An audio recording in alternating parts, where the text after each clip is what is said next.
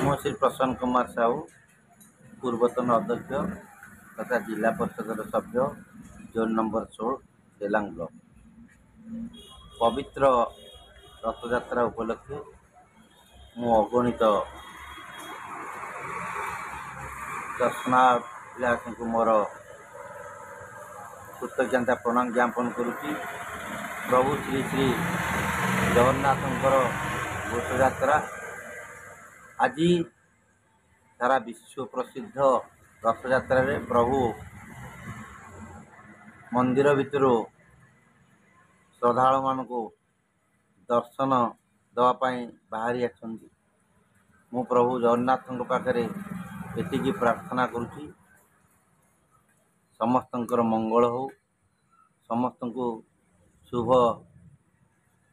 ଚକାନୟନରେ ଚାହିଁଥାନ୍ତୁ, ସମସ୍ତେ ଭଲରେ ରୁହନ୍ତୁ। ଆଜି ସାରା ବିଶ୍ୱ ଯାହା ଉପରେ ବିଶ୍ୱାସ ରଖି ତା'ର କର୍ମକ୍ଷେତ୍ରକୁ ଓହ୍ଲାନ୍ତି, ଆଜି ଚାଷୀକୂଳ ହେଉ, ଆଜି ବ୍ୟବସାୟୀ ବନ୍ଧୁ ହୁଅନ୍ତୁ, ଆଜି କର୍ମଜୀବୀ ଯେଉଁ କ୍ଷେତ୍ରରେ ଥାଆନ୍ତୁ ନା କାହିଁକି, ଆଜି ଛାତ୍ରଛାତ୍ରୀ ହୁଅନ୍ତୁ, ସମସ୍ତେ ପ୍ରଭୁ ଜଗନ୍ନାଥଙ୍କ ପାଖରେ ତାଙ୍କର ବିନୀତ ପ୍ରାର୍ଥନା କରନ୍ତି ତାଙ୍କର ଭବିଷ୍ୟତ ପାଇଁ। ପ୍ରଭୁ ଜଗନ୍ନାଥଙ୍କ ପାଖରେ ଏତିକି ପ୍ରାର୍ଥନା କରୁଛି,